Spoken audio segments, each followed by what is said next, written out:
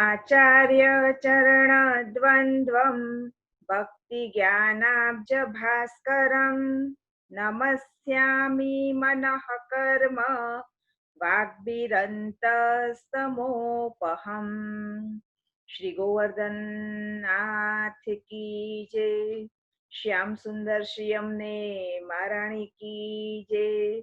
श्री वल्लभाधीश की जय। श्री वाक्पते नमः। श्री भागवत गुडार्थ प्रकाशकाय नमः। સર્વ ભગવદીઓને જય શ્રી કૃષ્ણ। ગઈકાલે શ્રી મહાપ્રભુજીના શ્રી ચરણ કમલમાં આ શબ્દ સુમનને સમર્પિત કર્યું હતું। ત્યાંથી ઈ બુક 4માં પેજ નંબર 319 થી આપણે આજે પ્રારંભ કરીશું। ભગવાન ભજતામ મુકુંદો મુક્તિમ દદાતી કરહી ચિન્સ્મ ન ભક્તિ યોગમ। એમ શ્રી ભાગવત 5:6-18માં કહેવાનું તાત્પર્ય પણ એ જ છે। ગુહમ પ્રવિષ્ટા વાત્માનૌ હિ તદ્દર્શનાત।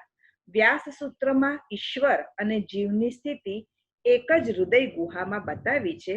તેનો અર્થ પણ એ જ છે। ભગવાનની જેમના ઉપર કૃપા નથી તેવા જ્ઞાન માર્ગીઓ માટે જ્ઞાન એ સાધન છે।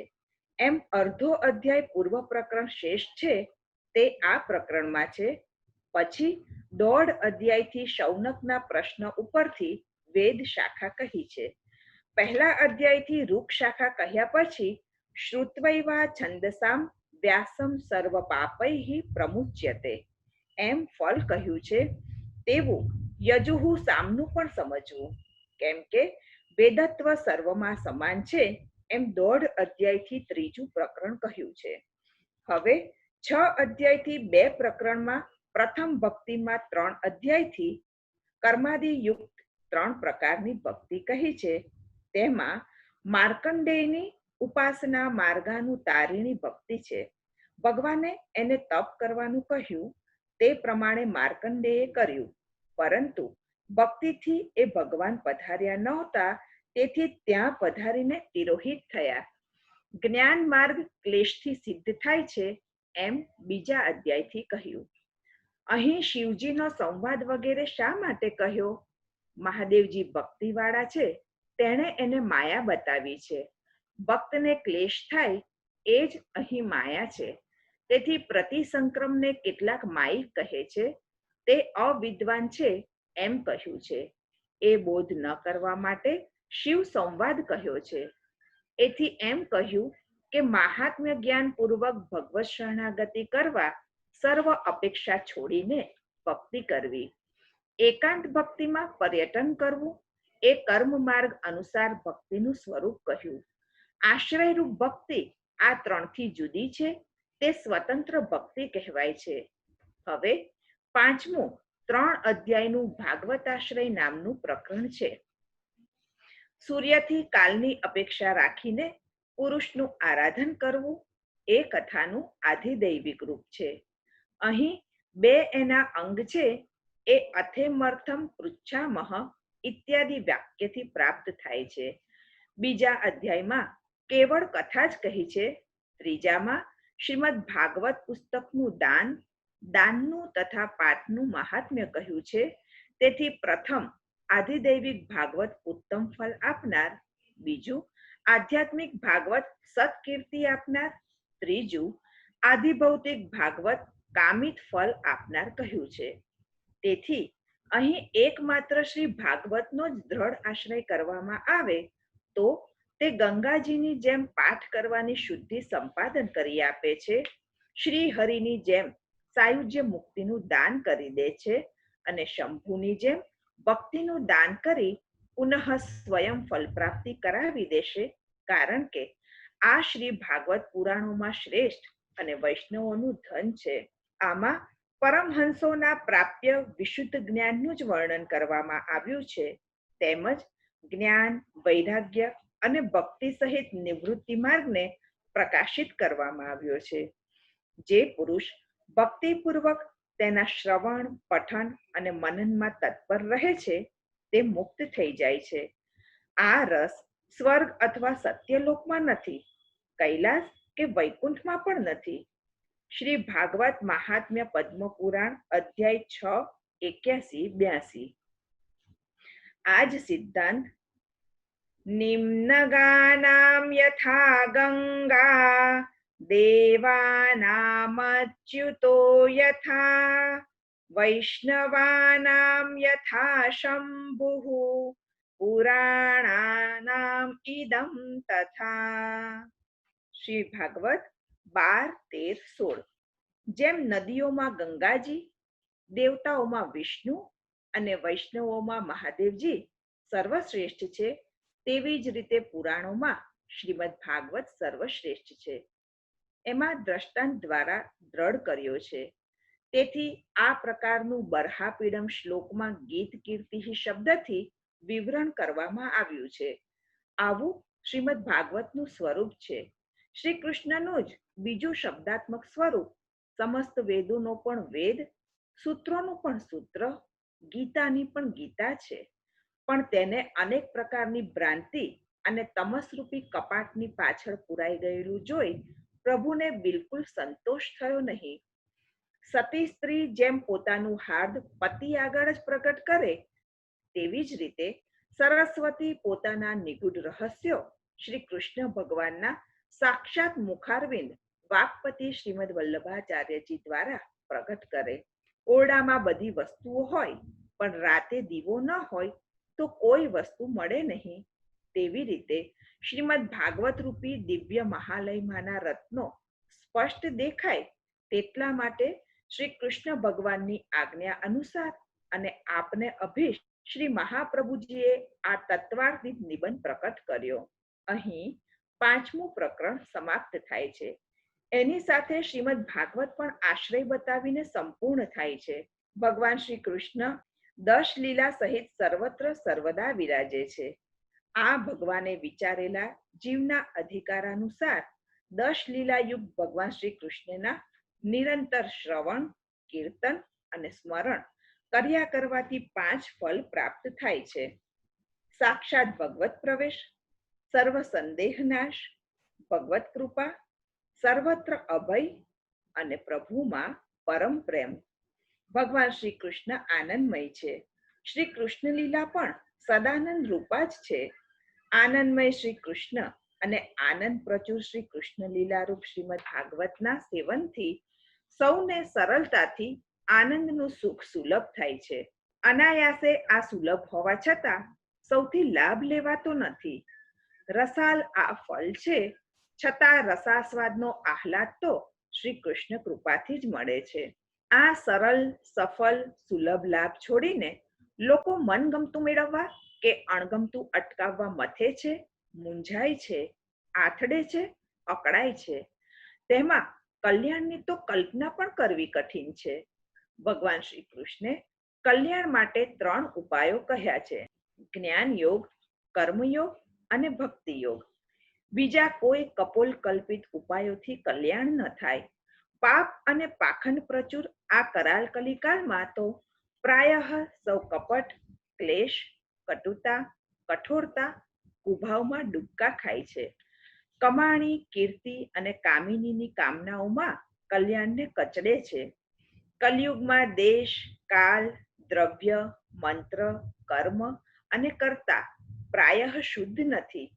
આ 6ની શુદ્ધિ ન હોય તો કર્મ માર્ગ ક્યાંથી કલ્યાણ કરે? વૈરાગ્ય વિના જ્ઞાન માર્ગમાં તો ગોથા જ ખવાય, તેમાં ફળે શું?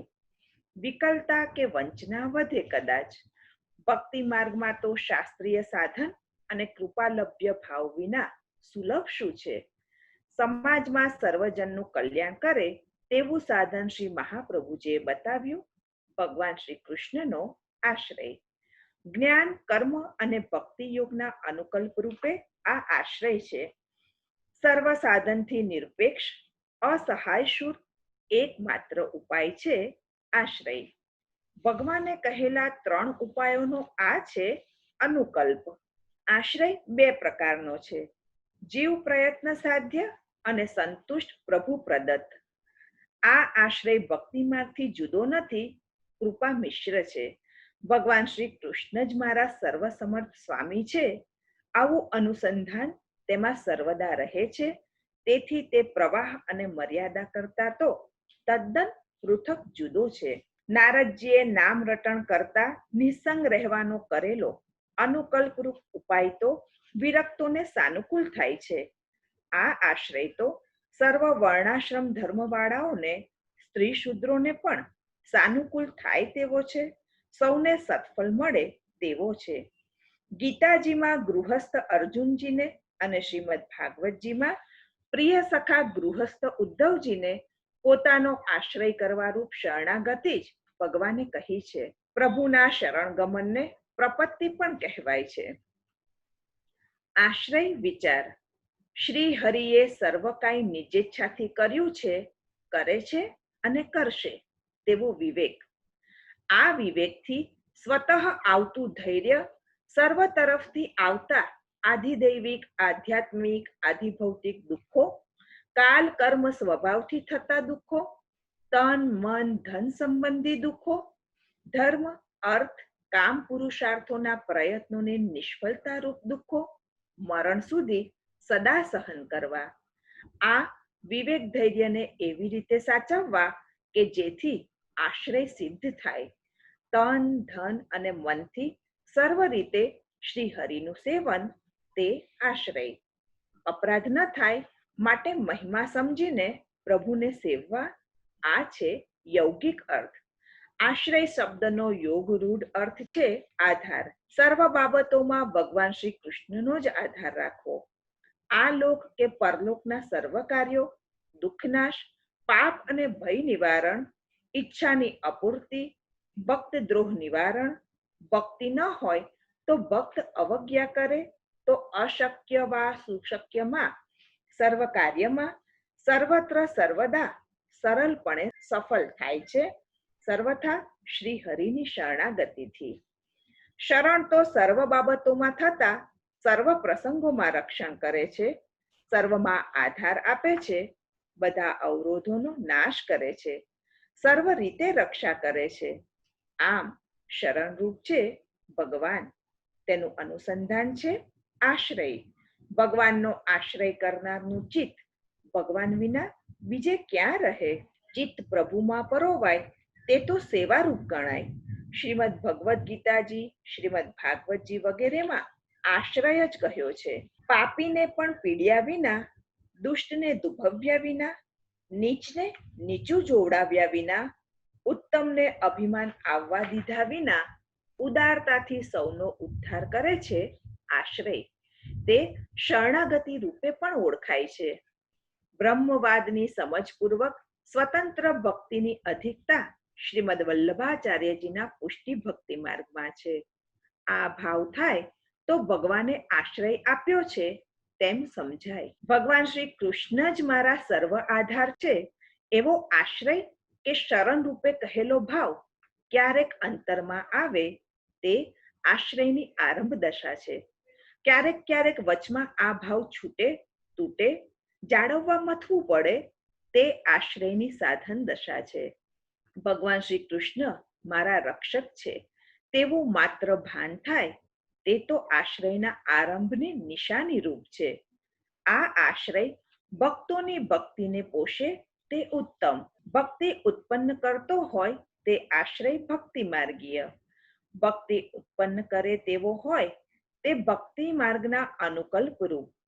જ્ઞાન માર્ગમાં જ્ઞાન પોષક આશ્રય ઉત્તમ. કર્મ માર્ગમાં ફલમાં વૈરાગ્ય વધારતો, નિષ્કામ કર્મ વધારતો આશ્રય ઉત્તમ. આમ કક્ષાઓ વિચારી શકાય છે. સૌ સૌની રુચિ અને અધિકાર પ્રમાણે માત્ર આશ્રયથી પણ સૌનું હિત જ થાય છે. પોતાને અભિમાન થતા પોષણ કરવા યોગ્ય લોકોના પોષણ રક્ષણમાં પોષેલા પ્રતિકૂળ બને, તેમાં અંતેવાસી અતિક્રમ કરે, તેમાં કામ સંકલ્પ રહિત અલૌકિક મન થવામાં, સર્વ પુરુષાર્થ પ્રયોજનોમાં શરણ છે માત્ર શ્રી હરિ. આધિભૌતિક, આધ્યાત્મિક, આધિદૈવિક ત્રણ પ્રકારના દુઃખો હરે તે શ્રી હરિ. ભક્તજનોને આનંદ આપે તે છે શ્રી હરિ. ચિત્તમાં સદા તેવી ભાવના કરવી, વાણીથી વારંવાર વ્યક્ત કરવું રટ્યા કરવું. દીનતા અને દ્રઢતા તેનાથી જ આવે છે. આમ સતત ભાવનાથી ભાવાત્મા ભગવાન આશ્રય આપે છે. ભગવાનનો આશ્રય ભૂલાય તો ભવમાં ભૂલા પડાય છે. ભગવાનના કીર્તનથી કૃતાર્થ થવાય છે. સૌને તે સન્માર્ગ સમજાય છે. એકમાત્ર ભગવદ આશ્રયથી ભગવદ માર્ગ સુલભ અને સરળ બને છે. નિરપેક્ષ અને નિર્ભય રહેવાય માત્ર અનન્ય અને દ્રઢ આશ્રયથી. અપેક્ષા માત્ર પ્રભુની પ્રસન્નતાની, ભય માત્ર પ્રભુની અપ્રસન્નતાનો. ભગવાન શ્રી કૃષ્ણ વિના બીજાનો આશ્રય તો અલ્પ પણ ન થાય. અન્યાશ્રય હોય ત્યાં સુધી ભગવાન પણ તેવા લોકોને દયા દ્રષ્ટિથી જોતા નથી. ભગવાન શ્રી કૃષ્ણ અનન્ય જન વત્સલ છે. ગીતાજીમાં અનન્યતાના ગીત ઠેર ઠેર ગાયા છે. માત્ર આશ્રયથી જ સકલ સિદ્ધિ મળે છે તેમાં સંદેહ નથી. શ્રીનાથજી બાવાના વામ ડાબા કરકમલનું સ્વરૂપ એટલે ભગવાન શ્રી કૃષ્ણની આશ્રય લીલા. શ્રીમદ ભાગવતના 12મા સ્કંદમાં તો છે ભગવાન શ્રી કૃષ્ણની આશ્રય લીલા. કૃપાપાત્ર ભક્તોને અસદવાસના ન થાય માટે આનંદમય ભગવાન શ્રીનાથજી પોતાના જમણા હાથની મુઠ્ઠીમાં તેમના મન પકડી લે છે. દુઃખમાંથી સુખ શોધવા દૂર આથડતા નિસ્સાધન ભક્તોને ડાબો કરકમલ ઊંચો કરી પોતાની પાસે બોલાવે છે. શ્રીનાથજી આશ્રય આપીને સાધન વગર કૃપા માત્રથી કૃતાર્થ કરે છે. સુમંદ મતિવાળા, મોહમાં મગ્ન, ઓછા આયુષ્યવાળા, કલી દોષોથી અનેક રીતે ઉદ્વિગ્ન લોકોને જીવન પર્યંત અને અંતે પણ સુખ શાંતિ મેળવવાનો એકમાત્ર ઉપાય છે આશ્રય. દેશ, કાલ, આચાર, વર્ણાશ્રમ ધર્મ, કર્મ, જ્ઞાન, ભક્તિ વગેરે અસ્તવ્યસ્ત થઈ ગયા છે. સાધન સર્વ ભસ્મસાત થઈ ગયા છે. કલયુગના અનેક અનર્થો છે. તેમાંથી ભગવાન શ્રી કૃષ્ણ અને શ્રી ભાગવત સિવાય કોઈ બચાવી શકે તેમ નથી. લોક તો શોકમય છે.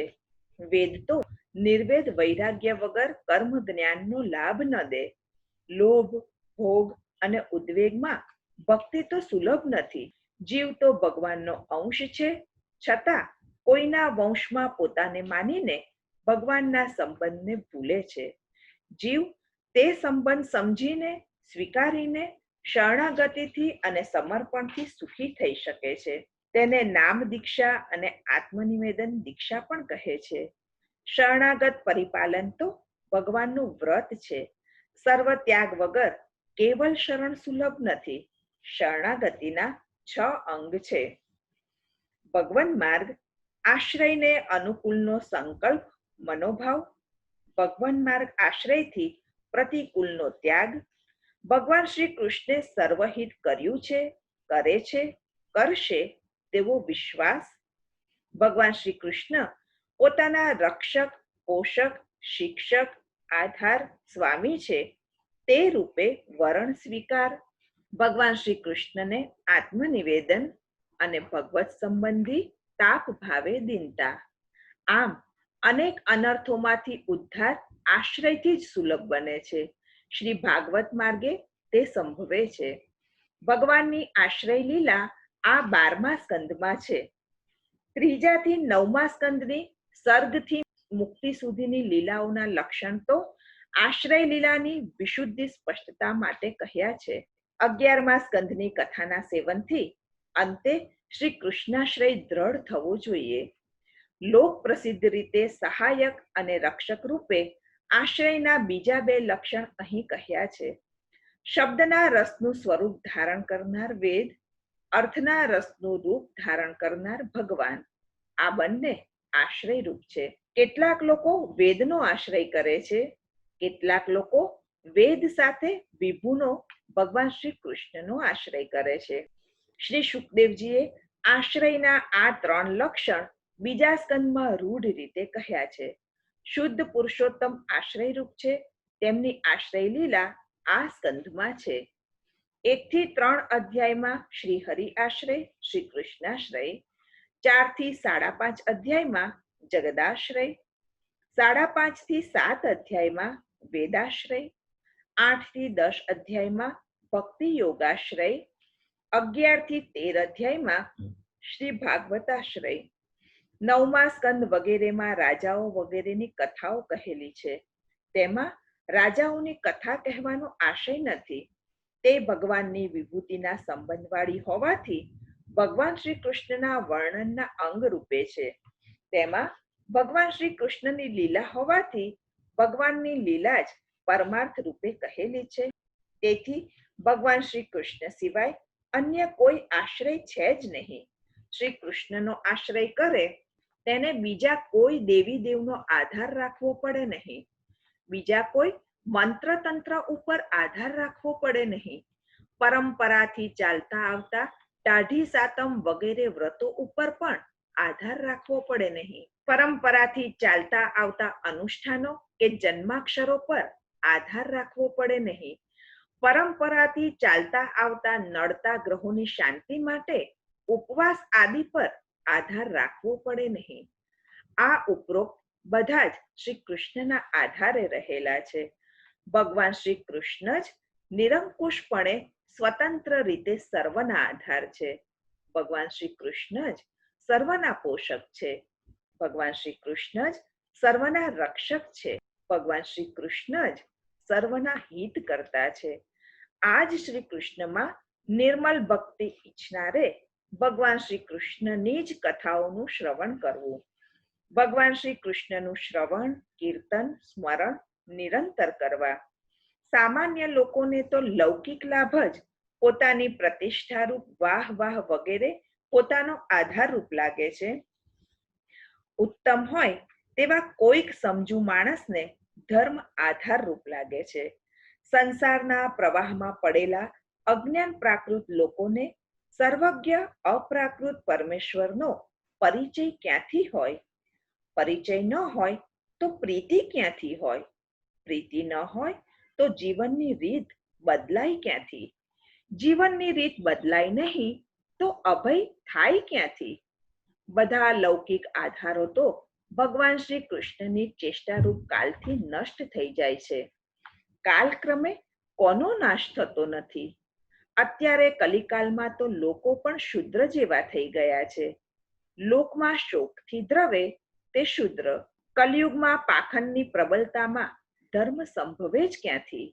શ્રી મહાપ્રભુજીએ પોતે ભૂતલ પરિક્રમામાં લોકોની દુર્દશા દેખી લોકોને સરળ સફળ ઉપાય બતાવ્યો. શ્રી કૃષ્ણ જ મારી ગતિ છે. શ્રી શુકદેવજીએ આ સ્કંદના પહેલા 3 અધ્યાયમાં કલિદોષથી બચવા સ્પષ્ટ રીતે શ્રી કૃષ્ણાશ્રય જ કહ્યો છે. કલિના દોષનો નાશ શ્રી કૃષ્ણ કરે છે. તેમાં પૂજા, નામ શ્રવણ, કીર્તન આ 3 સાધનથી કલિના પૂર્વાર્ધમાં દોષો દૂર થાય છે, ગુણ મળે છે. કલિના ઉત્તરાર્ધમાં આ સાધનોથી ભગવાન આધાર બને છે.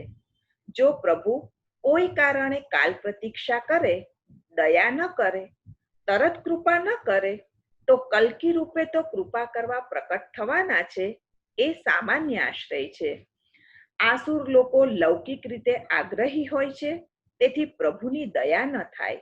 દૈવી જીવો તો પ્રભુ શ્રી કૃષ્ણની દયા ઈચ્છતા હોય તે ભગવાન શ્રી કૃષ્ણ માટે યત્ન કરે તો સંપૂર્ણ આશ્રય મળે જ છે. દયાળુ પ્રભુની દયા મેળવવામાં આપણા અહંકારથી વિલંબ થાય છે.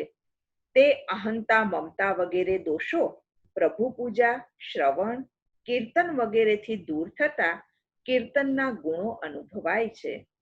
આમ આ પ્રથમ 3 અધ્યાયમાં 9 લીલાઓની શુદ્ધિરૂપ સારમય શ્રી કૃષ્ણાશ્રય જ કહ્યો છે. આ 9 લીલા બરાબર સમજાય તો માનવ સર્વ છોડીને સર્વાત્મ ભાવે ભગવાનનો દ્રઢ અનન્ય આશ્રય જ કરે છે. આ લીલાઓ કરનાર ભગવાનનું સ્વરૂપ જ આશ્રયરૂપ છે. બીજાનો કે બીજા પ્રકારનો આધાર તો નિરાધાર બનાવે છે. મુક્તોના પણ આધાર છે માત્ર ભગવાન શ્રી કૃષ્ણ. ભક્તોના તો તે આધાર હોય જ છે. કલિયુગના રાજાઓની પરંપરા, લોકોની હીન વૃત્તિ પ્રવૃત્તિ. શ્રી સુખદેવજીએ ભગવાન શ્રી કૃષ્ણના સ્વધામ પધાર્યા પછીની વંશ કથા કહી. જરાસંધના વંશનો છેલ્લો રાજા પુરંજય, તેનો મંત્રી શુનક. તે રાજાને મારી પુત્ર પ્રદ્યોતને રાજ્ય દેશે. તેના વંશના 5 પ્રદ્યોતન રાજાઓ 138 વર્ષ રાજ્ય કરશે. પછી ક્રમશઃ શિશુનાગ વંશના 10 રાજાઓ 360 વર્ષ રાજ્ય કરશે. પછી શુદ્રપ્રાય નવનંદ વગેરે 100 વર્ષ રાજ્ય કરશે. તે વંશનો નાશ બ્રાહ્મણ કૌટિલ્ય કરશે. હવે તો તે ઇતિહાસ પ્રસિદ્ધ છે. તે પછી મૌર્ય રાજાઓ 138 વર્ષ રાજ્ય કરશે. પછી 10 શુંગો 112 વર્ષ રાજ્ય કરશે. પછી કણવાઈનો 345 વર્ષ રાજ્ય કરશે. પછી બલિથી સલોમધી સુધીના 30 રાજાઓ 456 વર્ષ રાજ્ય કરશે. પછી અતિ લોલુપ 7 આભીર, 19 ગર્દભી, 16 કંક, 8 યવન, 14 તુરુષ્ક તુર્ક, 10 ગુરુંડ રાજાઓ 1099 વર્ષ રાજ્ય કરશે. પછી 11 મૌન બૌદ્ધ રાજાઓ 300 વર્ષ, કિલકિલા નગરના રાજાઓ 106 વર્ષ રાજ્ય કરશે. તેમના બાહલિકો આંધ્ર, કોસલ, વૈદુર, નિષદ રાજાઓ થશે. મગધ વંશનો છેલ્લો વિશ્વસ્ફુરજી પુરંજય થશે. તે પ્રજાને વર્ણરહિત કરશે. હરિદ્વારથી પ્રયાગ સુધી રાજ્ય કરશે. દ્વિજો વ્રાત્ય જેવા થશે. રાજાઓ શુદ્ર જેવા થશે. સિંધુના તટે, ચંદ્રભાગા ચિનાબના તીરે, કૌંટીના કિનારે, કાશ્મીરમાં હિન મ્લેચ્છ વગેરે લોકોનું વર્ચસ્વ થશે. સંસ્કાર, ધર્મ વગેરે લુપ્ત થશે. પ્રજા પીડાશે. પરસ્પર સૌ પીડશે, નષ્ટ થશે. અત્યારે અનુભવે તો દેખાય જ છે ને. તન્નાથાસ્તે જનપદ તચ્છીલાચારવાદિનઃ અન્યોન્યતો રાજભિશ્ચ ક્ષયં યાસ્યન્તિ પીડિતાઃ. ઇતિ શ્રીમદ ભાગવત નવનીત રેખાંકન દ્વાદશ સ્કંદમાં પ્રથમ લોકાશ્રય પ્રકરણનો પહેલો અધ્યાય તથા ચાલુ માગધ રાજાઓનો વંશ નામનો પહેલો અધ્યાય સંપૂર્ણ. શ્રી ગોવર્ધનનાથ કી જય. 12મો સ્કંદ, બીજો અધ્યાય. આશ્રય લીલા, ડાબો કરકમલ. કુલ અધ્યાય 13. કુલ પ્રકરણ 5. પ્રકરણ પહેલું શ્રી હરિ શ્રી કૃષ્ણાશ્રય પ્રકરણના અધ્યાય 1 થી અધ્યાય 3. કુલ અધ્યાય 3.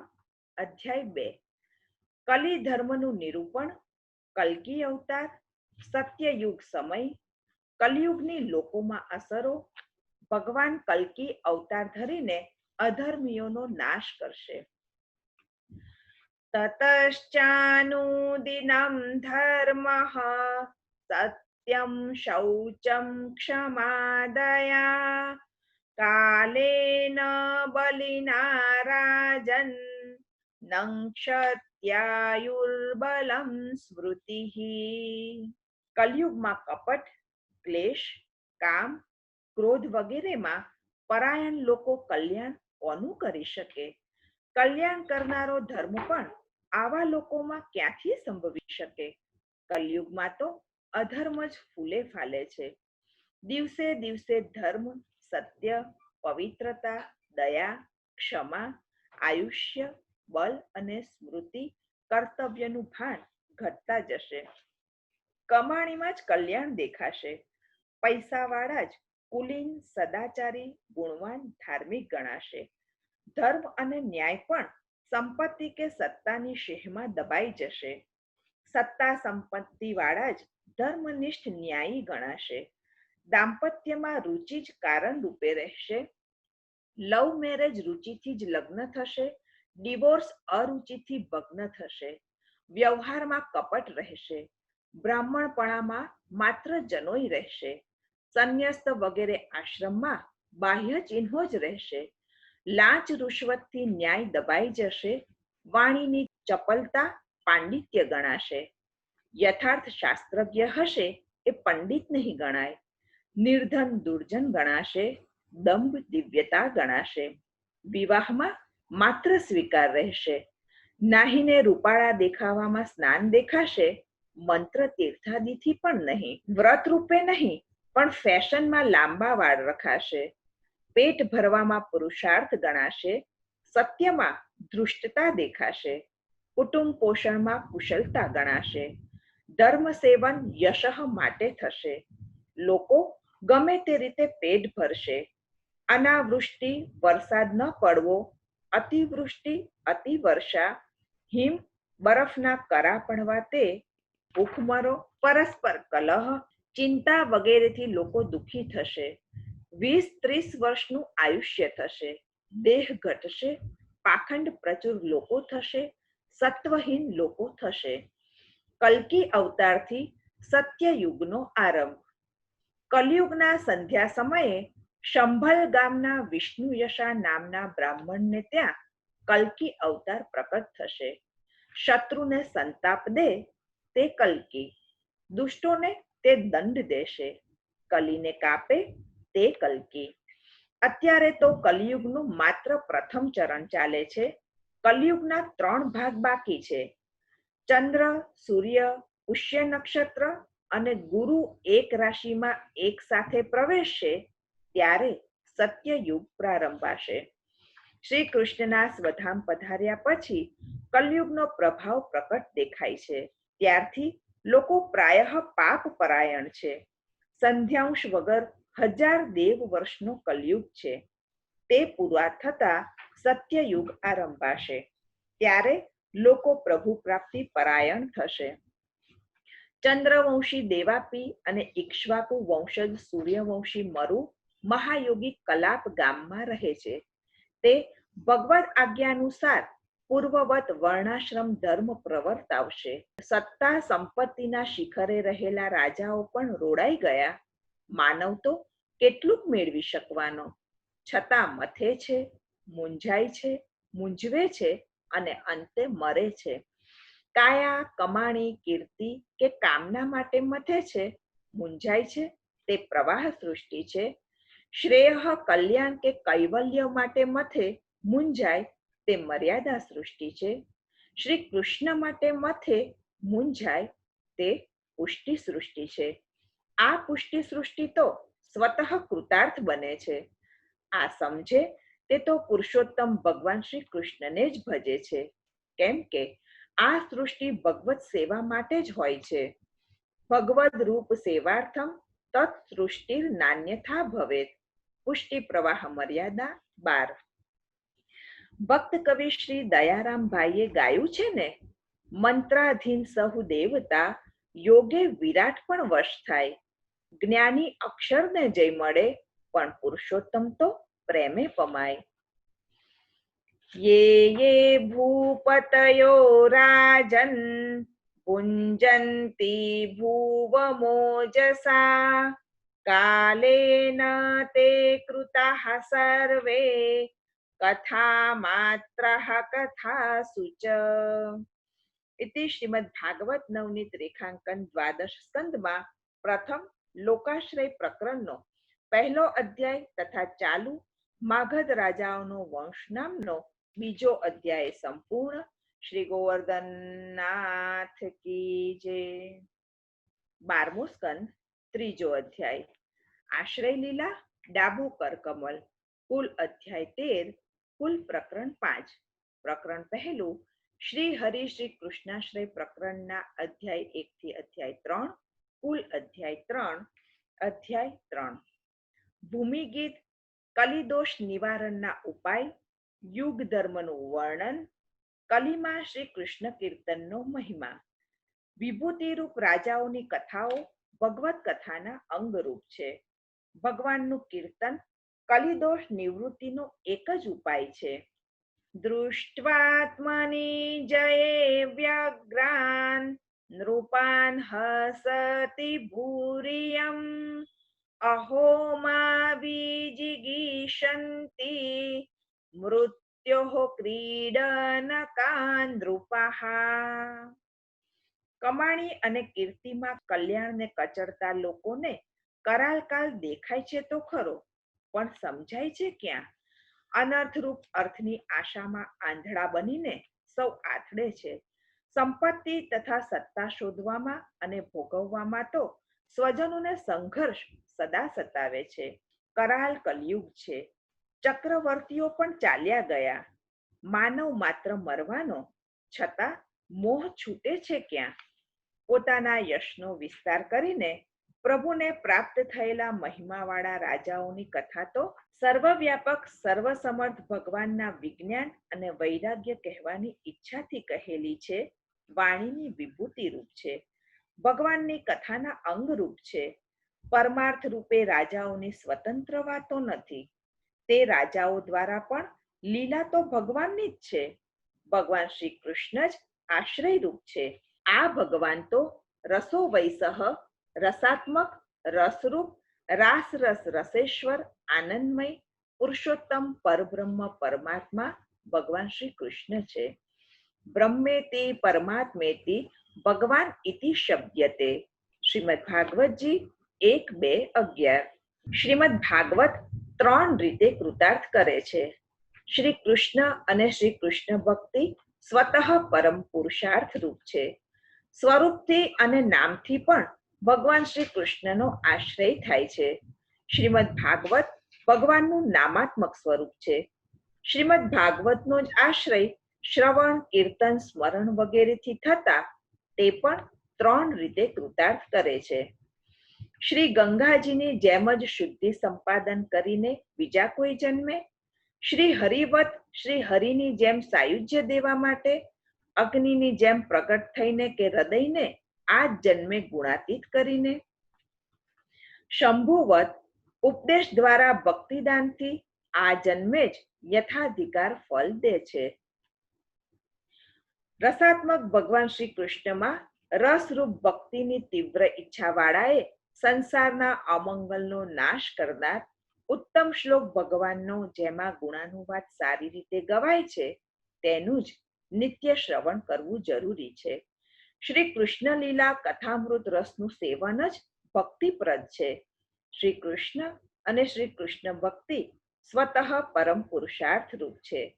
રાજાએ યુગ વગેરે શ્રીમદ ભાગવત રૂપ કાલની ગતિ પૂછી.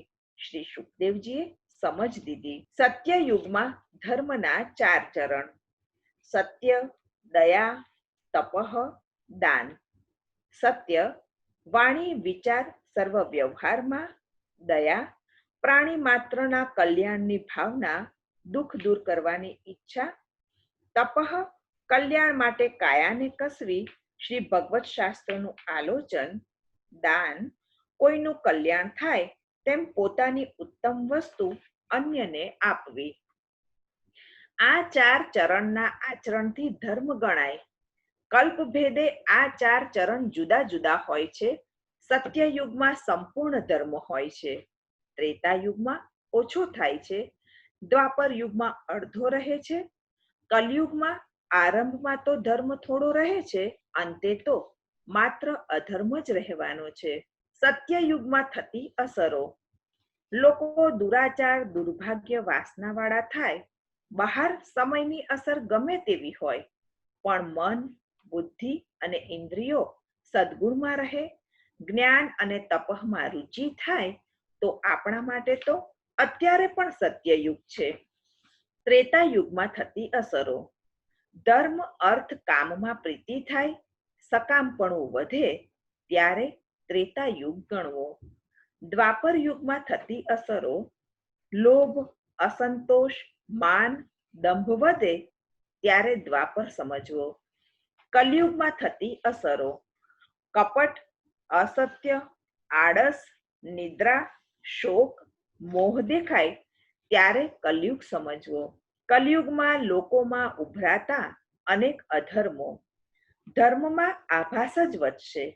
ધર્મ જેવી ક્રિયાઓ તો વધે, પણ અધર્મ જ પોષાતો હોય. વિલાસ અને વિકાર વધે, વર્ણાશ્રમ ધર્મ રહે નહીં. વિદ્યાર્થીઓ વ્રત સંયમ વગરના થાય. ઘડપણમાં પણ વ્યવહાર વ્યવસાય છૂટશે નહીં. સંન્યાસીઓ અર્થલોલુપ થશે.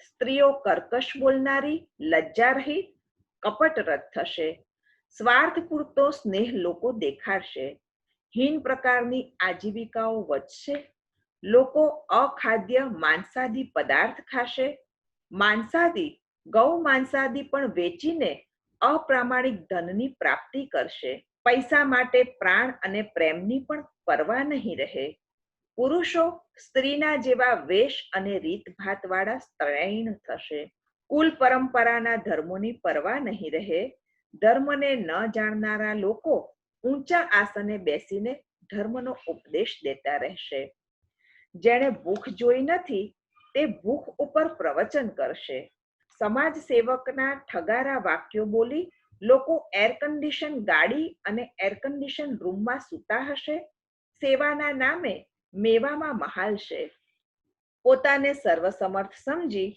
બીજાઓનું અપમાન કરવામાં પોતાને નિપુણ સમજશે, લોલુપ માતા પિતાઓ સર્વાર્થ કુશલ સંતાનોનો પક્ષ નહીં કરે, કહેવાતા વડીલો નાનાઓના જીવન ધ્યેયને રૂંધી નાખશે, વડીલો પોતાના અહંકારી વર્ચસ્વથી ક્રોધ, અજ્ઞાન, મજાકમાં નાનેરાઓને ધૂતકારી કાઢશે, એવા લોકો પાખંડથી ભગવાનને ભજી નિર્દોષને થકતા હશે.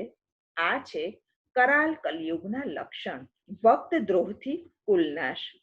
હસ્તિનાપુરના વૈષ્ણવ રાજા કુરુના પ્રસિદ્ધ કૌરવ કુલ હસ્તિનાપુરમાં વિદુરજી પ્રસિદ્ધ ભક્ત હતા, તથા ઋષિ પુલત્સ્યના રાવણ રાક્ષસ કુલ લંકામાં વિભીષણજી પ્રસિદ્ધ ભક્ત હતા. આ બંને ભક્ત હોવાના કારણે અનેક અનર્થો આચરવા છતાં બંને કુલનો વિકાસ થતો રહ્યો.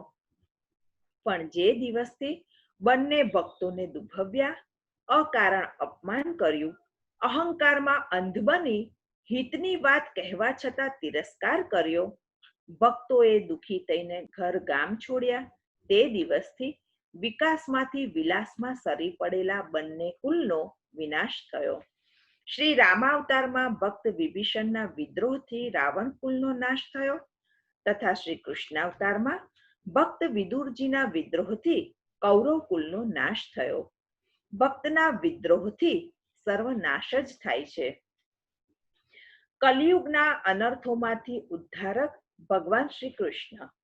માનવના દ્રવ્ય, દેશ કે દેહ, અંતઃકરણથી થતા સઘળા દોષોને ચિત્તમાં વિરાજતા ભગવાન પુરુષોત્તમ શ્રી કૃષ્ણ સંપૂર્ણ રીતે હરે છે.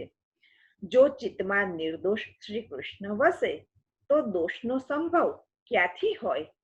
લીલા રૂપે ભગવાન શ્રી કૃષ્ણનું શ્રવણ, કીર્તન, ધ્યાન, પ્રેમપૂર્વક પૂજન વગેરે આદરથી થાય તો હૃદયમાં પધારેલા ભગવાન સઘળા અશુભ દૂર કરે છે.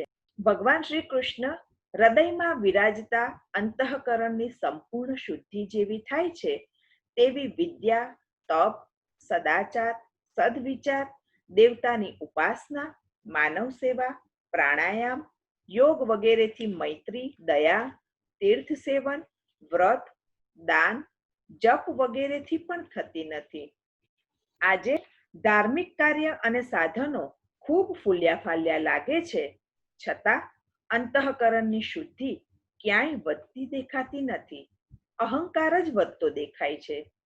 પોતે જ પોતાની કલ્પના જાળોથી યથાર્થ સમજ વગર ગૂંચવાડા ઊભા કરીને ગુંગળાવતું બનાવી દીધેલું જીવન સરળ થતું ક્યાંય દેખાતું નથી. જીવન વ્યવહાર ધર્મમય બન્યો દેખાતો નથી. ક્ષણિક ભાવના ઉભરાતી દેખાય છે, સ્થિરતા ક્યાંય દેખાતી નથી. અંતર્યામી રૂપે ભવમાં ભટકાવતા ઈશ્વર તો હૃદયમાં છે જ, પણ ભવમાંથી ભાવથી અટકાવતા ભગવાન કેશવને તો હૃદયમાં પધરાવવાના છે. ઘરમાં, સેવામાં, કથા વગેરેમાં ભગવાન વિરાજે છે, પણ તેમને સેવનથી હૃદયમાં પધરાવવાના છે. સેવા કથાના પરિણામે હૃદયમાં નિર્દોષ આનંદપ્રદ લીલા વિહારી રસરૂપ રસાત્મક રાસ રસ રસેશ્વર પ્રભુ શ્રી કૃષ્ણનો સ્વાનુભવ થવો એ જીવનનું ફળ અને બલ છે. દોષનિધિ કલિયુગનો એક મહાગુણ છે. શ્રી કૃષ્ણ કીર્તનથી જ કલીમાં કૃતાર્થ થવાય છે. કીર્તનથી સર્વસંગ છૂટે, પછી નિસંગ ભક્ત પ્રભુ શ્રી કૃષ્ણને પ્રાપ્ત થાય છે. જે ફળ સત્યયુગમાં શ્રી કૃષ્ણના ધ્યાનથી, જે ફળ ત્રેતા યુગમાં યજ્ઞથી, જે ફળ દ્વાપર યુગમાં પરિચર્યાથી મળે છે, તે ફળ કલયુગમાં શ્રી કૃષ્ણના કીર્તનથી જ મળે છે. કલૌ કેશવ કીર્તનાદ શ્રીમદ ભાગવતજી પદ્મ પુરાણ મહાત્મ્ય 1:68. કોઈ પણ રીતે જીવને કેવળ શ્રી કૃષ્ણનો આશ્રય જ કૃતાર્થ કરે છે. કૃતે યધ્યાયતો વિષ્ણું ત્રેતાયામ યજતો મખૈઃ દ્વાપરે પરિચર્યાયામ કલૌ તદ્ધરિ કીર્તનાદ. ઇતિ શ્રીમદ ભાગવત નવનીત રેખાંકન દ્વાદશ સ્કંદમાં બીજા વેદાશ્રય પ્રકરણનો પહેલો અધ્યાય તથા ચાલુ ભગવાનનું કીર્તન કલિદોષ નિવૃત્તિનો એક જ ઉપાય છે નામનો ત્રીજો અધ્યાય સંપૂર્ણ. શ્રી ગોવર્ધનનાથ કી જય. 12મો સ્કંદ, ચોથો અધ્યાય આશ્રય લીલા, ડાબો કરકમલ. કુલ અધ્યાય 13, કુલ પ્રકરણ 5. પ્રકરણ બીજું અને પ્રકરણ ત્રીજું જગદાશ્રય વેદાશ્રય પ્રકરણ. અધ્યાય 4 થી અધ્યાય 5.5માં જગદાશ્રય પ્રકરણ. અધ્યાય 5.5 થી અધ્યાય 7માં વેદાશ્રય પ્રકરણ. અધ્યાય 4 ચતુર્વિધિ પ્રલય વર્ણન. ભગવાન આ ક્રિયા શક્તિના આશ્રય રૂપે અંતે જગદાશ્રય રૂપ 4 જાતના પ્રલયની કથા. કાલસ્તે પરમાણવાદીર દ્વિપરાર્ધાવધીર નૃપ કથિતો યુગમાનમ ચ શૃણુ કલ્પલયાવપી. પરમાણુથી દ્વિપરાર્ધ સુધીના કાલનું માપ તો ત્રીજા સ્કંદમાં કહ્યું છે. 1000 ચતુર્યુગ એ બ્રહ્માજીનો દિવસ કલ્પ કહેવાય છે. 14 મનુ તેમાં થાય છે. અંતે તેટલી બ્રહ્માજીની રાત્રિ હોય છે. તેમાં ત્રિલોકનો પ્રલય થાય છે. એક નૈમિત્તિક પ્રલય. વિશ્વનું સર્જન કરનારા વિશ્વાત્મા શેષશાહી ભગવાન નારાયણ વિશ્વને સ્વરૂપમાં સમાવીને પોઢે છે અને સ્વયંભૂ બ્રહ્માજી ભગવાનમાં સ્થિતિ કરે છે. બ્રહ્માજીની રાત્રિના નિદ્રારૂપ નિમિત્તે થતો આ પ્રલય છે, તેથી નૈમિતિક છે.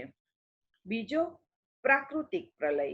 બ્રહ્માજીનું 2 પરાર્ધ કાળનું આયુષ્ય પૂરું થતા મહત્તત્વ, અહંકાર અને પંચ તન્માત્રાઓ શબ્દ, સ્પર્શ, રૂપ, રસ, ગંધ વગેરે રૂપ 7 પ્રકૃતિ જેમાંથી બીજા તત્વો ઉત્પન્ન થાય છે તે પોતાના કારણમાં લય પામે છે. આ પ્રાકૃતિક લય છે, જેમાં વિનાશના કારણે 7 પ્રકૃતિ તથા અંડકોશ બ્રહ્માંડ રૂપ કાર્યનો પણ પ્રલય થાય છે. કાર્યનો ક્રમશઃ પરંપરાગત કારણમાં લય થતા અંતે સર્વના મૂળ કારણરૂપ અનાદિ, અનંત, નિત્ય, અવ્યક્ત, અવ્યય ભગવાન શ્રી કૃષ્ણમાં સર્વનો લય થાય છે. ત્રીજો આત્યંતિક પ્રલય. બુદ્ધિ, ઇન્દ્રિય વગેરે સર્વ પ્રાકૃત પદાર્થો આશ્રયરૂપ સચ્ચિદાનંદ ભગવાન વિના ભિન્ન રૂપે સ્વતઃ અસ્તિત્વ ધરાવી શકતા નથી. સ્વતંત્ર રૂપે સ્વતંત્ર રીતે અસ્તિત્વ ધરાવતા નથી. ભિન્ન રૂપે જોતા તે આદિ અને અંતવાળા છે. પ્રત્યક્ષ દેખાતું આ વિશ્વ બ્રહ્મની ઈચ્છાથી બ્રહ્મમાં ઉદય પામવાથી છે તેમ કહેવાય છે. તેથી છે તો તે સત્ય જ, લય પામવાથી નથી તેમ કહેવાય છે. પરંતુ વિશ્વના હોવા કે ન હોવાથી બ્રહ્મ સ્વરૂપમાં કાંઈ ફેર પડતો નથી. ભગવાન વિશ્વના અભિન્ન નિમિત્તો પાદાન કારણ છે. વિશ્વ તેનું અવિકૃત પરિણામ છે. સ્વેચ્છાથી ભગવાન વિશ્વરૂપે આવિર્ભાવ તિરોભાવ શક્તિથી લીલા કરે છે. આવિર્ભાવથી જગતરૂપ બને છે. તિરોભાવ થતા અનુભવ દેતા નથી. સત્યરૂપ પુરુષોત્તમ શ્રી કૃષ્ણ જ સર્વનું મૂળ કારણ છે. તેથી તે જ આધારરૂપ છે. કારણરૂપ ભગવાન સત્ય છે અને કાર્યરૂપ જગત પણ સત્ય જ છે, મિથ્યા નથી. વિવિધ ઉપયોગ માટે એક જ સુવર્ણ વ્યવહારમાં જુદા જુદા આકારથી કે નામથી ઓળખાય છે. સુવર્ણ અનેકરૂપ થતું નથી, તેમાં ભેદ થતો નથી. તેમ લૌકિક વૈદિક માર્ગે લીલા માટે સ્વેચ્છાથી જગદરૂપ થયેલા અધોક્ષજ ભગવાનને અનેક રૂપ નામથી લોકો અને શાસ્ત્ર ઓળખે છે. નમો ભગવતે તસ્મૈ કૃષ્ણાયાદ્ભુત કર્મણે રૂપ નામ વિભેદેન જગત ક્રીડતી યો યતઃ. શાસ્ત્રાર્થ પ્રકરણ. જે રૂપ અને નામના વિભેદ વડે ક્રીડા કરે છે, જે જગતરૂપ છે, જેમાંથી જગત છે, તે અદ્ભુત કર્મવાળા ભગવાન શ્રી કૃષ્ણને નમન. બ્રહ્મ તો એક જ છે, અદ્વિતીય છે. વિશ્વ બ્રહ્મનું અવિકૃત પરિણામ છે. ભગવાન ઘડારૂપ બને તો ભગવાનને લૌકિક વ્યવહારમાં ઘડો ગણે છે. અગ્નિરૂપ બનેલા ભગવાનને વૈદિક વ્યવહારમાં અગ્નિ ગણે છે. તેથી લૌકિક કે વૈદિક પદાર્થોની ભગવદ રૂપતા જતી રહેતી નથી. બ્રહ્મ જ તેમના સર્વ નામ અને રૂપને ધારણ કરે છે. તે વિવિધ આકારે પ્રકારે નામે સર્વ રીતે અવિકૃત બ્રહ્મ જ છે. સુવર્ણ, કરોડિયો, માટી વગેરેના દ્રષ્ટાંત વેદ વધે છે, પણ છીપ, ચાંદી કે દોરડી સાપની અધ્યાસ સૂચક વાત વેદમાં ક્યાંય દેખાતી નથી. બ્રહ્મ જિજ્ઞાસાથી બ્રહ્મ વિચારથી કૃપા થતા અહંતા મમતાને ઉત્પન્ન કરનારી અવિદ્યારૂપ ઉપાધિ જ્યારે નષ્ટ થાય ત્યારે જીવ ભગવાનનું દર્શન કરે છે. ભગવાનના દર્શન કરવા હોય તો શરણાગતિ પૂર્વક ભગવાનનું હંમેશા અનુસ્મરણ કરવું. જ્યારે આ વિવેકરૂપ શસ્ત્રથી સજ્જ થવાય ત્યારે અહંતા મમતારૂપ આત્મબંધન છેદાય છે, ભગવાનના થવાય છે, સ્થિર થવાય છે. આને આત્યંતિક પ્રલય કહે છે. ચોથો, નિત્ય પ્રલય.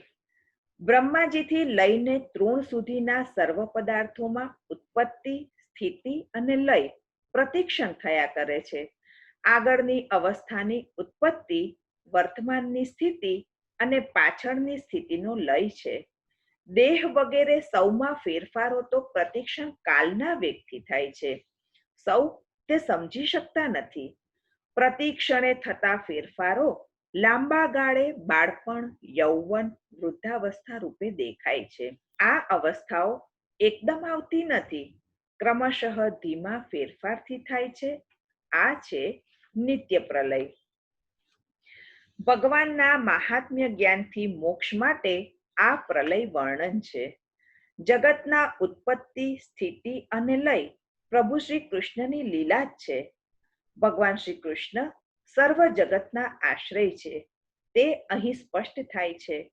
ઘડો માટીરૂપ પૃથ્વીમાંથી ઉત્પન્ન થાય છે, પૃથ્વીના આધારે રહે છે અને પૃથ્વીમાં સમાય છે. સઘળી સ્થિતિમાં પૃથ્વીથી માટીથી તે જુદો નથી, અનન્ય છે. પૃથ્વી તેનો આશ્રય છે. તેમ જગત બ્રહ્મમાંથી થયું છે, બ્રહ્મમાં રહે છે, બ્રહ્મમાં સમાય છે, બ્રહ્મમાં લય પામે છે. જગત બ્રહ્મથી અનન્ય છે. તે બ્રહ્મ જ જગતના એકમાત્ર આશ્રયરૂપ છે. પ્રકૃતિ, કાલ વગેરેનું પણ મૂળરૂપ બ્રહ્મ જ છે. આ સર્વાધાર ભગવાન શ્રી કૃષ્ણ જગતની અંદર કે બહાર સૌને જણાતા નથી. તેમનું જ્ઞાન મેળવવું જોઈએ. તે જ્ઞાનથી સંસારમાં વૈરાગ્ય થતા મોક્ષ મળે છે. તેથી આ પ્રલયનું વર્ણન છે. તે ભગવાન શ્રી કૃષ્ણની ક્રિયાશક્તિ છે, તેની લીલા છે. પુરુષોત્તમ ભગવાન શ્રી કૃષ્ણના લીલા કથા રસ નિષેવણથી કૃતાર્થતા. અનેક પ્રકારના દુઃખના દાવાગ્નિથી પીડાયેલા અતિ દુસ્તર સંસાર સાગરને તરવા ઈચ્છતા લોકો માટે પુરુષોત્તમ ભગવાન શ્રી કૃષ્ણના લીલા કથા રસના નિરંતર સેવનરૂપ નૌકા સિવાય બીજું કાંઈ તરવાનું, પાર ઉતરવાનું સલામત સાધન નથી. આ સરળ છે, સુલભ છે, છતાં ઘણા ઓછા લોકો તેનો લાભ લઈ શકે છે. આ તો પ્લવ નાની હોડી છે. કથા તો અનેક લોકો સાંભળે, પણ લીલા કથા તો કોઈક જ સેવે છે. તેમાંય રસ સેવન તો કોઈકને મળે છે, તેમાંય નિરંતર રસ સેવન તો કોઈકને જ મળે છે. એતામ વક્ષ્યત્યસૌ સૂત ઋષિભ્યો નૈમિષાલયે દીર્ઘસત્રે કુરુ શ્રેષ્ઠ સંપૃષ્ટઃ શૌનકાદિભિઃ. ઇતિ શ્રીમદ ભાગવત નવનીત રેખાંકન દ્વાદશ સ્કંદમાં બીજા વેદાશ્રય પ્રકરણનો પહેલો અધ્યાય તથા ચાલુ ભગવાનનું કીર્તન કલિદોષ નિવૃત્તિનો એક જ ઉપાય છે નામનો ત્રીજો અધ્યાય સંપૂર્ણ. શ્રી ગોવર્ધનનાથ કી જય. 12મો સ્કંદ, 5મો અધ્યાય. આશ્રય લીલા, ડાબો કરકમલ. કુલ અધ્યાય 13, કુલ પ્રકરણ 5. પ્રકરણ બીજું અને પ્રકરણ ત્રીજું જગદાશ્રય વેદાશ્રય પ્રકરણ. અધ્યાય 4 થી અધ્યાય 5.5માં જગદાશ્રય પ્રકરણ. અધ્યાય 5.5 થી અધ્યાય 7માં વેદાશ્રય પ્રકરણ. અધ્યાય 5. બ્રહ્મોપદેશથી પરીક્ષિતને અભયદાન, દેહને જન્મ મરણ, જીવ બ્રહ્માંશ નિત્ય, અભેદ ચિંતને અભય, 10 લીલા વિશિષ્ટ શ્રી કૃષ્ણ સર્વત્ર વિરાજે છે તે અનુમાન, ભગવાનની જ્ઞાન શક્તિથી જગદાશ્રય રૂપ સર્વના આશ્રય છે ભગવાન શ્રી કૃષ્ણ. પરીક્ષિતને મૃત્યુનો ભય દૂર થયો. અત્રાનુવર્ણ્યતે ભીક્ષ્ણમ વિશ્વાત્મા ભગવાન હરિઃ યસ્ય પ્રસાદજો બ્રહ્મા રુદ્રઃ ક્રોધ સમુદ્ભવઃ. શ્રી શુકદેવજીએ રાજા પરીક્ષિતને સ્નેહથી ભગવાન શ્રી કૃષ્ણ સંભળાવ્યા. સર્વના આત્મા રૂપે, સર્વના સર્વ રીતે આધાર રૂપ, સર્વના સર્વ દોષ હરનારા, સર્વને સર્વ ફળ દેનારા ભગવાન શ્રી કૃષ્ણ જ શ્રીમદ ભાગવતજીમાં વારંવાર વર્ણવવામાં આવે છે. તે ભગવાન શ્રી કૃષ્ણની પ્રસાદ શક્તિથી, પ્રસન્નતાથી બ્રહ્માજી ક્રોધ રૂપા સંહાર શક્તિથી રુદ્ર પ્રકટ થાય છે. બ્રહ્માજી સર્જન કરે છે, રુદ્ર વિસર્જન કરે છે. બંનેનો આશ્રય છે ભગવાન શ્રી કૃષ્ણ. જન્મ અને મરણમાંથી બચાય શ્રી કૃષ્ણના આશ્રયથી. આત્મા તો અજર અમર છે, ભગવદ અંશ છે. હું મરીશ એ ભય તો પશુ બુદ્ધિ છે. દેહ અને આત્માને એક સમજવાથી, ભ્રાંતિથી આવો ભય લાગે છે. દેહ ઉત્પન્ન થાય છે, અંતે મરે છે. આત્મા મરતો નથી. બીજ અને અંકુરની જેમ પુત્રાદિ રૂપે દેહથી દેહ જન્મે છે, આત્મા જન્મતો નથી. દેહ સંબંધથી આત્મા દેહ રૂપે જ સમજાય છે. વાસ્તવમાં તો તે આત્મા જુદો જ છે. ક્યારેક સ્વપ્નમાં પોતાનું મસ્તક કપાયેલું પોતાને લાગે પણ છે. તેમ દેહનો નાશ પણ આત્મા તો જુએ છે. આત્મા તો અજર છે, અમર છે, ભગવાનનો તે અંશ છે. બ્રહ્મવાદની સમજથી લિંગ દેહના નાશથી જીવ બ્રહ્મ સંપન્ન થાય છે.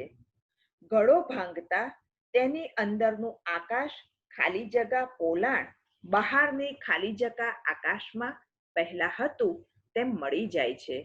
તેમ દેહ મરતા જીવ પુનઃ બ્રહ્મને પ્રાપ્ત થાય છે. અહીં માત્ર સ્થૂળ દેહ નહીં, લિંગ દેહનો નાશ કહેલો છે. બ્રહ્મવાદની સમજથી શરણાગતિ પૂર્વક કૃપા થતા જીવ દેહના પ્રાકૃત સંબંધોમાંથી છૂટે, અવિદ્યાથી થયેલી અહંતા મમતા સર્વથા ન રહે, સૂક્ષ્મ લિંગ દેહનો પણ નાશ થાય, ત્યારે તે શુદ્ધ મુક્ત જીવ પુનઃ બ્રહ્મ સંપન્ન થાય છે. માયા મોહિત મન જ જીવને ભટકાવે છે, જગદીશનો થતા અટકાવે છે. માયા મોહિત મનથી જીવને હું અને મારું એવા ભાનવાળો સંસાર સંભવે છે. આત્મા એનાથી જુદો છે, સ્વયં પ્રકાશ છે, અવ્યય છે, વિકાર રહિત છે. 10 લીલા વિશિષ્ટ સર્વાશ્રય શ્રી કૃષ્ણના અખંડાદ્વૈત ભાનથી અભય મળે છે. પોતાના હૃદયમાં વિરાજતા ભગવાન શ્રી કૃષ્ણનું ચિંતન પોતે એકાગ્ર મનથી કરવું, શ્રીમદ ભાગવતજીમાં કહેલા 10 લીલા વિશિષ્ટ ભગવાન શ્રી કૃષ્ણ પ્રત્યેક પદાર્થમાં, વિશ્વમાં સર્વત્ર વિલસે છે. તે જ્ઞાનથી તેને વિચારતા તક્ષક નાગ તને બાળશે નહીં. ભગવત રૂપ શ્રી સુખદેવજીએ કૃપા કરી દીધી. આ માત્ર આશીર્વાદથી અભય આપતા નથી, નહીં તો આરંભમાં જ આટલું બોલત તો પણ પરીક્ષિત રાજાની રક્ષા તો થાત, પણ કૃતાર્થતા દેહ રક્ષામાં નથી, જીવના પ્રભુ પ્રવેશમાં છે. તે મુખ્ય અભય માટે તો 10 લીલા વિશિષ્ટ ભગવાનના નિરંતર શ્રવણ, કીર્તન, સ્મરણ શ્રી સુખદેવજીએ આવશ્યક કહ્યા છે. તેથી પ્રીતિ, પ્રભુ પ્રાકટ્ય અને પ્રવેશથી મુખ્ય અભય મળે. અધિકાર, સાધન, સર્ગ, વિસર્ગ, સ્થાન, પોષણ, ઉતિ, મન્વંતર, ઈશાનું કથા, નિરોધ, મુક્તિ, આશ્રય. આ 10 લીલા વિશિષ્ટ રસરૂપ રસાત્મક પરબ્રહ્મ પરમાત્મા ભગવાન શ્રી કૃષ્ણની લીલા કથા નિત્ય નિરંતર સ્નેહપૂર્વક રસરૂપ ભક્તે દીનતાથી શ્રવણ કર્યા કરવું જોઈએ. શ્રી સુખદેવજીએ તો પરીક્ષિત રાજાને શ્રીમદ ભાગવતનું શ્રવણ કરાવીને સર્વત્ર 10 લીલા વિશિષ્ટ ભગવાન શ્રી કૃષ્ણનું ભાવપૂર્વક જ્ઞાન કરાવી દીધું છે. તેના ચિંતનથી તો રાજા પણ શ્રી કૃષ્ણ, તક્ષક પણ શ્રી કૃષ્ણ, મૃત્યુના પણ મૃત્યુ, કાલના પણ કાલ, અંતે સૌના આશ્રયરૂપ છે માત્ર શ્રી કૃષ્ણ. હું પરીક્ષિત છું, આ તક્ષક છે, આવો ભેદભાવ શ્રીમદ ભાગવતનું જ્ઞાન થતા દૂર થાય છે. શ્રી કૃષ્ણ જ સર્વરૂપે, સર્વનામે, સર્વલીલા કરે છે, સર્વ ભગવદ રૂપ છે, ભગવાનથી અનન્ય છે. તે યથાર્થ સમજાય પછી રાજાને બળવાનું રહે ક્યાંથી? ભય કયો? જે સર્વને ભગવદ રૂપે અનુભવે છે તે કોનાથી કોને જુએ? અખંડાદ્વૈત ભાનમાં ભેદ બુદ્ધિ જ ન હોય. શ્રીમદ ભાગવત જ્ઞાન કૃપાથી મળે છે, તે અભય આપે છે. આનંદમય પરબ્રહ્મ પરમાત્મા શ્રી કૃષ્ણને જાણે માણે તે ક્યારેય ક્યાંય કોઈનાથી પણ ભય પામતો નથી. શ્રીમદ ભાગવતનો શાસ્ત્રાર્થ જ આનંદસ્ય હરેર લીલા. ભાગવતાર્થ પ્રકરણ 2.5 આનંદરૂપ શ્રી હરિની લીલા છે. તે શ્રવણ દ્વારા પ્રાપ્ત થતા રાજા પરીક્ષિતને ભય ક્યાંથી રહે?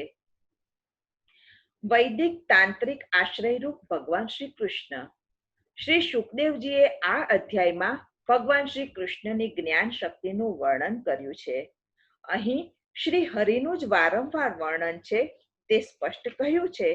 પછી આ બ્રહ્મોપદેશરૂપ અભેદ જ્ઞાન દીધું છે. આ વૈદિક આશ્રય છે. ભગવાન પોતાનું જ્ઞાન આપે, કૃપા કરે ત્યારે તે મળે છે. માત્ર જીવના કલ્પિત જ્ઞાનથી અહમ બ્રહ્માસ્મિ બોલવાથી કે વિચારવાથી મોક્ષ મળે નહીં, માત્ર મનોરાજ્યમાં મહાલવાનું રહે. અહીં તો શ્રી સુખદેવજી રૂપે સ્વયં ભગવાને પરીક્ષિત ઉપર કૃપા કરી છે. ગયા અધ્યાયમાં તાંત્રિક આશ્રય કહીને આમાં વૈદિક આશ્રય કહ્યો છે. વૈદિક તાંત્રિક બંને રીતે સેવાથી ભગવાને યથાધિકાર સ્વપ્રાપ્તિ કહી છે. બહાર અને અંદર બંને રીતે રાજા ભગવદ આશ્રયમાં દ્રઢ થયા. બંનેના આશ્રય રૂપે અહીં ભગવાનને વર્ણવ્યા છે. શ્રી સુખદેવજીએ સ્પષ્ટ કહ્યું છે, હું જીવ ભગવદ અંશ હોવાથી ભગવાનથી અનન્ય છું, ભગવદ રૂપ છું. ભગવાન શ્રી કૃષ્ણ જ મારું પરમધામ નિવાસ આશ્રય છે. ભગવાન પોતે જ સ્વેચ્છાથી લીલા માટે ઐચ્છિક દ્વૈત પ્રકટ કરીને અવિકૃત પરિણામ રૂપે રૂપ નામ વિભેદેન જગત ક્રીડતી યો યતઃ શાસ્ત્રાર્થ પ્રકરણ રૂપ નામ વિભેદથી વિહાર કરતા હોવાથી ભગવાનના અનન્યપણાથી કૃપા પ્રાપ્ત અભેદ દ્રષ્ટિએ કે રસાત્મક સર્વાત્મ ભાવે બ્રહ્મ હું છું. ભગવાનની કૃપાથી આનંદાંશના આવિર્ભાવથી તે પરમ પદરૂપ છું. વરુણથી હૃદયમાં પણ આનંદમય પ્રભુ શ્રી કૃષ્ણ પ્રકટ થાય છે. ભગવાન શ્રી કૃષ્ણ જેને હૃદયમાં કે સર્વત્ર પ્રાપ્ત થાય તે પરમપદ રૂપ જ ગણાય છે. પ્રભુમાં પ્રવેશથી પણ પરમપદ રૂપ થવાય છે. આમ પોતે પ્રભુથી અનન્ય છે તેવી હૃદયમાં ભાવના કરતા જુદું શું જણાય? હું ભગવાનનો દાસ છું, ભગવાન શ્રી કૃષ્ણ મારા સ્વામી છે, તે હૃદયમાં રહે તો પણ શોક, મોહ કે ભય ન રહે. કરડતો તક્ષક, શરીર, જગત, જીવ, જગદીશ તને જુદા નહીં જણાય. સર્વત્ર આનંદમય શ્રી હરિની લીલા તને આનંદમય જણાશે. આ વિશ્વાત્મા શ્રી હરિની લીલા તને કહી હવે તું શું વધારે સાંભળવા ઈચ્છે છે? વત્સલ ભગવાન શ્રી શુકદેવજીએ ઉદારતાથી પરીક્ષિત રાજાને પૂછ્યું. એતત્તે કથિતં તાત યદાત્મા પૃષ્ટવાન નૃપ હરેર્વિશ્વાત્મનશ્ચેષ્ટાં કિં ભૂયઃ શ્રોતુમિચ્છસી.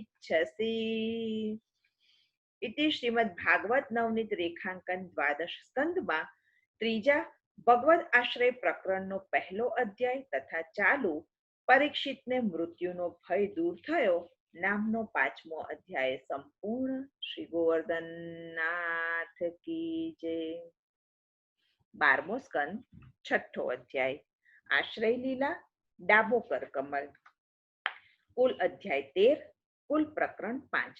પ્રકરણ બીજું અને પ્રકરણ ત્રીજું જગદાશ્રય વેદાશ્રય પ્રકરણ.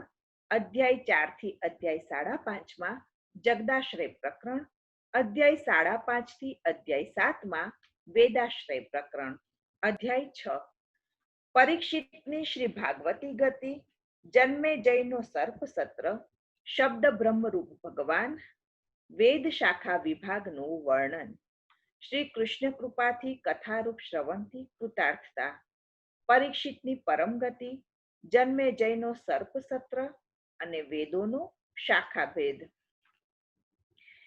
એતન્નિશામ્ય મુનિના વિહિતં પરીક્ષિત વ્યાસાત્મજેન નિખિલાત્મદૃશા સમેન તત્પાદપદ્મમુપસૃત્ય નતેન મૂર્ધના બદ્ધાંજલિસ્તમિદમાહ સવિષ્ણુરાતઃ. શ્રી શુકદેવજીએ કથા કહી. શ્રી શુકદેવજી રૂપે સ્વયં ભગવાને જ કૃપા કરી છે, કથાથી કૃતાર્થતા દીધી છે. પરીક્ષિત રાજાએ હાથ જોડ્યા, શ્રી શુકદેવજીને ચરણે મસ્તક નમાવ્યું, કૃપાથી કૃતાર્થતા કહી. પરીક્ષિત પોતે સિદ્ધ થયા, સાધનથી નહીં, સિદ્ધિથી નહીં, પણ શ્રી શુકદેવજીના ઉદાર અનુગ્રહથી. અનુગ્રહ તો અધિકારથી કે ઉત્તમતાથી નથી મળતો, મળે છે કોમલ હૃદયના ભગવાન શ્રી કૃષ્ણ કે ભગવદીઓની કરુણાથી. આ કરુણા કૃપા પણ માત્ર આશીર્વાદ રૂપે નહીં, પણ આશાને પૂર્ણ કરતા અનાદિ નિધન શ્રી હરિના શ્રવણ રૂપે ફલિત થઈ છે. ભગવદ લીલાના શ્રવણથી ભગવત સ્વરૂપ શ્રવણ જ ગણાય છે. કથા શ્રી કૃષ્ણ રૂપે મળે તે ફલ.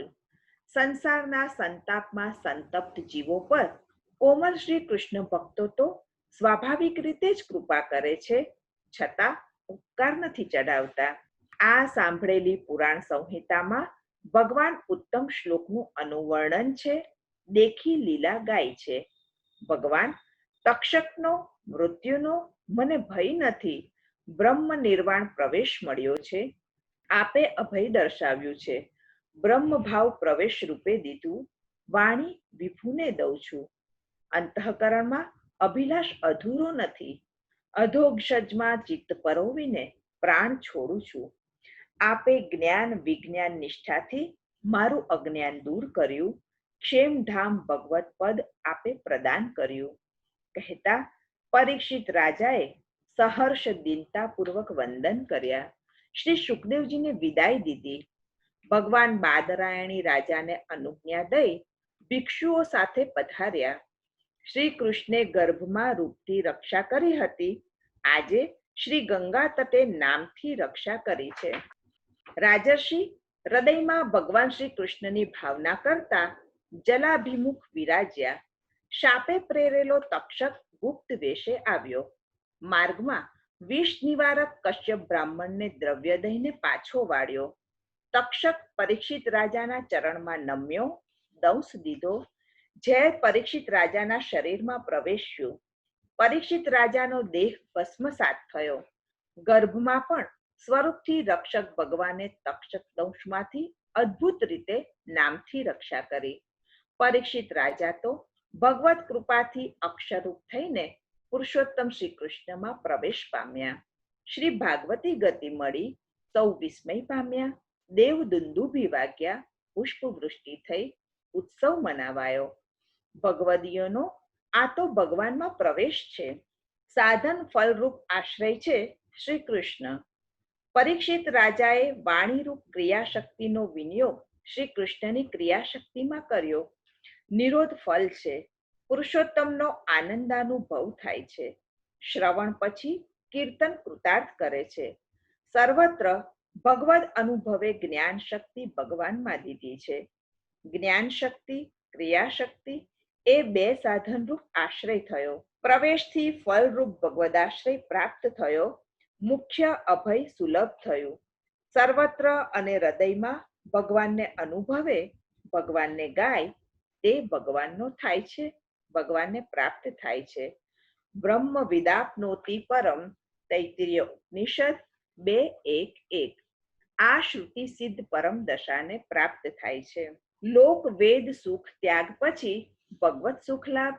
આરંભ અને અંતમાં શ્રી સુખદેવજી પરીક્ષિત સંબંધ ન હોવા છતાં પણ તે શ્રીમદ ભાગવત જ છે. રાજાએ રાજ્ય ત્યાગથી સર્વોત્તમ લોક સુખ છોડ્યું છે. વેદરૂપ શિવાવતાર શ્રી સુખદેવજીએ સમાધિ વગેરેનું સર્વોત્તમ વેદ સુખ છોડ્યું છે. બંનેને લોકવેદના સર્વ સુખ ત્યાગ પછી કથા દ્વારા પરમાનંદ રૂપ ભગવત સુખ મળ્યું છે. શ્રી ગોપીજનને પણ લોકવેદ સુખ ત્યાગ પછી રસ લાભ થયો છે. પરીક્ષિત મોક્ષ કથા પછી પણ શ્રી ભાગવત વર્ણન હોવાથી તે પણ શ્રીમદ ભાગવત રૂપ જ છે. યજ્ઞના આરંભની અને સમાપ્તિની ક્રિયા યજ્ઞ રૂપ ગણાય છે. નાટકમાં નાંદી, આરંભ પ્રસ્તાવના અને ભરત વાક્ય, અંત આશીર્વાદ પણ નાટક રૂપ જ ગણાય છે. તેમ શ્રીમદ ભાગવતજીના પ્રારંભિક અને અંતિમ ભાગમાં શ્રી સુખદેવજી પરીક્ષિત સંબંધ ન દેખાવા છતાં તે પણ શ્રીમદ ભાગવત જ છે.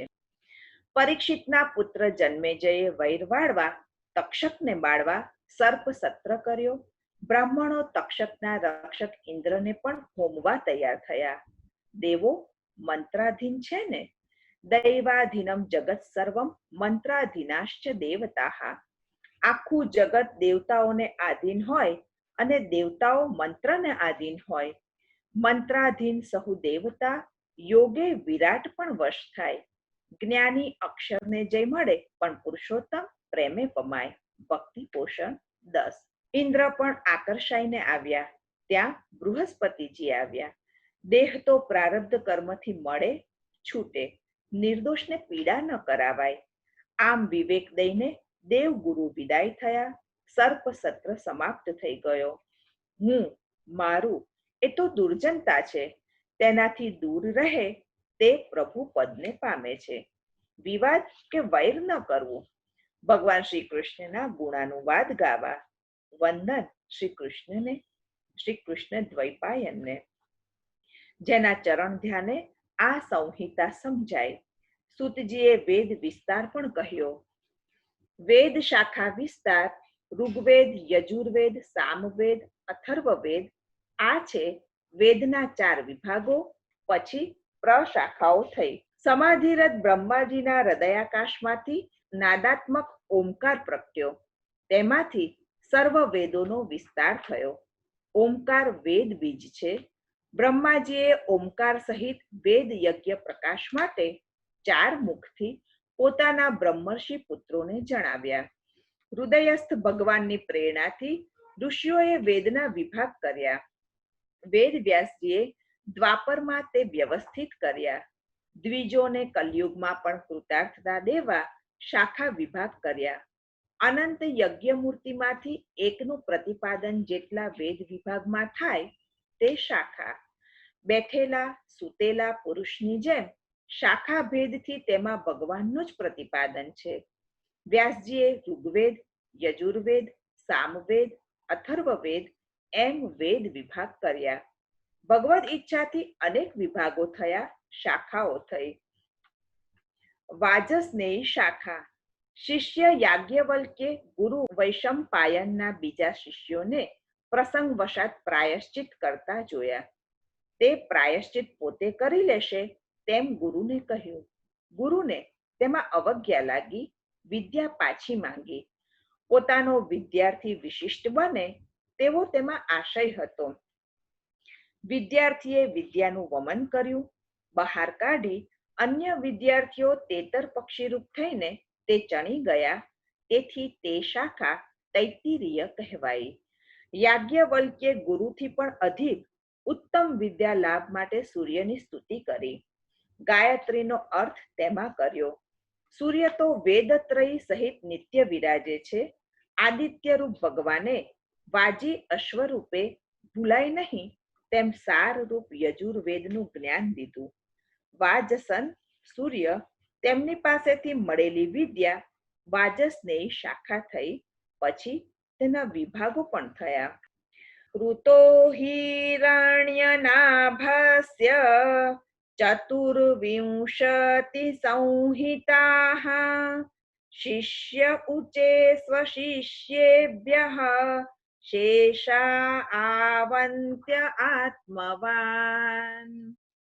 ઇતિ શ્રીમદ ભાગવત નવનીત રેખાંકન દ્વાદશ સ્કંદમાં ત્રીજા ભગવદ આશ્રય પ્રકરણનો ત્રીજો અધ્યાય તથા ચાલુ પરીક્ષિતની પરમ ગતિ, જન્મેજયનો સર્પસત્ર અને વેદોનો શાખાભેદ નામનો છઠ્ઠો અધ્યાય સંપૂર્ણ. શ્રી ગોવર્ધનનાથ કી જય.